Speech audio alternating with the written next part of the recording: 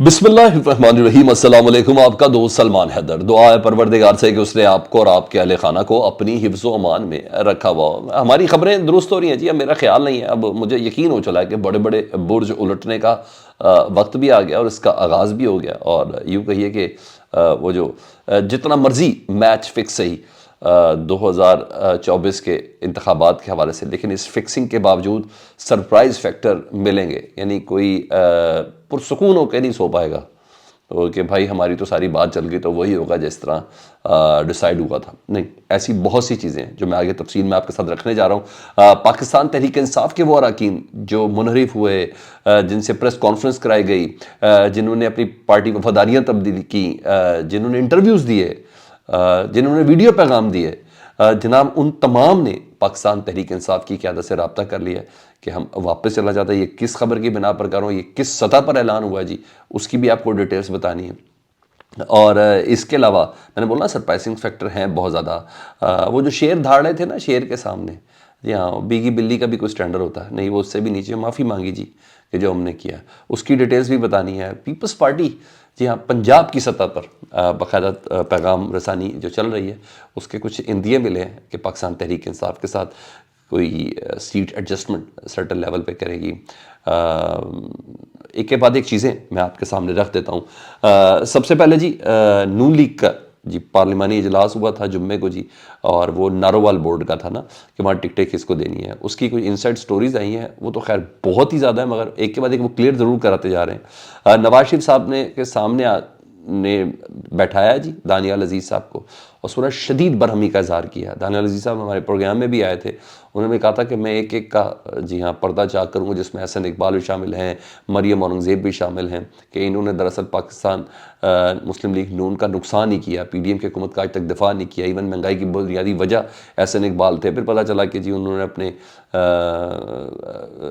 अपने एक पसंदीदा आदमी को MP की टिकट दिलवानी थी, लेकिन जिस तरीके से इल्ज़ाम थे तो पार्लिमानी बोर्ड का इजलास था जी, नवाज शरीफ साहब ने टिकट देनी थी और नहायत बरहमी का इजहार किया दानियाल अजीज़ साहब से, और उन्होंने कहा कि आपको मीडिया पर बात नहीं करनी चाहिए थी। एहसन इकबाल मेरे मुश्किलों के साथी हैं। और हालांकि दानियाल अजीज़ साहब ने भी नाअहली भुगती हुई है सुप्रीम कोर्ट से आवाज़ बुलंद करके मुझे क्यों निकाला पे, तो नवाज शरीफ साहब ने कहा आपको पार्टी क़यादत से बात करनी चाहिए थी, तो जिस पे दानियाल अजीज़ साहब ने अपने रवैये पर नवाज शरीफ साहब से माफ़ी मांगी है, पार्टी क़यादत से माफ़ी मांगी है और ये फैसला किया कि वो किसी किस्म का जो वाइट पेपर जो उनके अंदर चल रहा था ना बंदा, एक रेवोल्यूशनरी इनकलाबी, उन्हें कहा मैंने एहसन इकबाल के ख़िलाफ़ किसी किस्म का कोई वाइट पेपर जारी नहीं करना और ना ही बोलूँगा। हाँ, दूसरी इतला है कि मौलवी ग़ियासुद्दीन जो पाकिस्तान तहरीक इंसाफ में शामिल हुए थे, अशरफ अंसारी, जी हाँ, इनकी भी ठीक ठाक बेइज्जती हुई है नवाज शरीफ साहब। क्या तो कि आपने पार्टी क्यों छोड़ी और फिर वापस आया, तो कहा जाता है कि दोनों खामोश रहे। लेकिन थोड़ी देर पहले मौलवी ग़ियासुद्दीन साहब ने कहा कि नहीं, वो हमारी कोई ऐसी बेइज्जती नहीं, हमें कुछ भी ऐसा नहीं कहा नवाज शरीफ साहब ने। तो बहरहाल ये तो नून लीग की हद तक सारी बात है। उधर सरदार लतीफ़ खोसा साहब, खबर हमारी थी, सबसे पहले हमने खबर दी थी और अब बाकायदा तौर पर उन्होंने ऐलान कर दिया इस पूरा शोब दौर में पाकिस्तान तहरीक इंसाफ में शमूलियत का। जिन अल्फाज का इस्तेमाल किया वो ज़रा आपके साथ शेयर करना बहुत ज़रूरी है। उन्हें कहा पाकिस्तान के अमन के लिए और खुशियों के सफ़र की दावत देता हूँ। वफादारी इस रियासत के साथ है और रियासत दरअसल अवाम है और पुरुमीद हूँ कि नफ़रत की ये सियासत ख़त्म होगी। और जब जब आइन के साथ इनहराफ हुआ है मुल्क को नुकसान ही पहुँचा है। एतजाज़ एहसन साहब से मुतल्लिक उनसे सवाल किया गया, वो मेरे साथ हैं, वो आना चाहते थे लेकिन उनकी तबीयत नासाज है। तो ये भी समझ में आ गई कि पीपल्स पार्टी का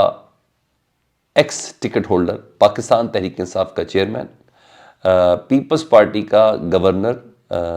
सरदार लतीफ़ खोसा पाकिस्तान तहरीक इंसाफ के सफ़े अव्वल के रहनुमाओं में, और पीपल्स पार्टी का एतजाज़ एहसन साहब, जी हाँ, वो पाकिस्तान तहरीक इंसाफ के साथ उनकी अब धड़कनें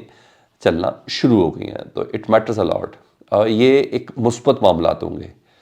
इस तरह की डैम सीरियस क़यादत का होना ज़रूरी है उस मौके पर जब बानी चेयरमैन अंदर हों, और डेफिनेटली ये है। अच्छा, उन्होंने ये भी बताया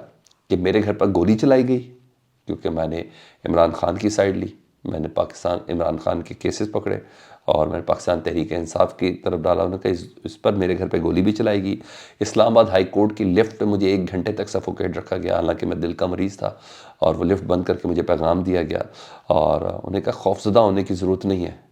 सच को सच कहना है, खौफज़दा होने की ज़रूरत नहीं है। इदारे हमारे فوج ہماری ہے، فوجی جنرل ہوں یا جج ہوں یا بیوروکریٹ ہوں، یہ تمام کے تمام عوام کے ٹیکسوں سے ان کو پیسے ملتے ہیں، اور اس وقت ریاست پاکستان بالکل بے آئین ہے، اور جو نگران وزیر اعلیٰ کو ان کو کیئر ٹیکر نہیں چیئر ٹیکر ہے جی، محسن نقوی صاحب سے متعلق بولا کہ ان کی بھانجی ہیں جو ڈی سی لاہور ہیں، انہوں نے کہا وہ اپنی بھانجی سے کہتے ہیں، خط لکھتے ہیں، جس کو چاہے مرضی نظر بند کرتے ہیں، انہوں نے کہا افسوس کا مقام ہے شیر افضل مروت صاحب کے لیے، ہم وہ نہیں کر سکے جو ہمیں کرنا تھا، لیکن ہاں انہوں نے وکلاء تحریک کا اندیا دیا جی، انہوں نے کہا ایسا زیادہ دیر تک نہیں چل سکتا، پاکستان بنایا وکیل نے تھا، پاکستان کا آئین وکیل نے دیا تھا، اور ہم اس کی حفاظت کرنا جانتے ہیں۔ تو لطیف کھوسہ صاحب نے باقاعدہ طور پر اندیا دیا۔ اب دیکھیں کچھ دنوں میں نے کہا تھا وہ سرپرائزنگ فیکٹر بہت زیادہ، اور اعتزاز احسن صاحب سے بھی متعلق میرے پاس اطلاعات ہیں کہ یہ دونوں مل کے دیگر بارز کو ساتھ لے کے ایک تحریک ضرور چلائیں گے کہ پاکستان میں آئین کے حوالے سے جو اس وقت ہیں اور جو لیول پلینگ فیلڈ، اور جب یہ ہو جائے گا تو پھر ظاہر پارٹی کے ایکسپورٹ بھی ساتھ آ جائے گی، تو پھر ان کی آواز کسی اور طریقے سے سنی بھی جائے گی اور سمجھی بھی جائے گی۔ لیکن ادھر پاکستان تحریک انصاف کے حوالے سے ایک بڑی خبر ہے جی، پارٹی ٹکٹ لینے والوں کے حوالے سے، اور جس لیول پہ ہوئی ہے جی مجھے مزہ آ گیا سن کے، اور روپوش رہنما جی حماد اظہر اور پنجاب کی قیادت ان کے سپرد ہے جی، اور انہوں نے کہا ہے کہ پی ٹی آئی ٹکٹ کے جو امیدوار ہیں نا وہ اپنے ہی نہیں، آج آپ کو پتہ ہے ان کا جلسہ بھی ہے، ڈیجیٹل جلسہ بھی ہے پاکستان تحریک انصاف کا، تو اس سے پہلے انہوں نے کہا کہ پی ٹی آئی ٹکٹ کے جو امیدوار ہیں نا وہ صرف اپنی نہیں،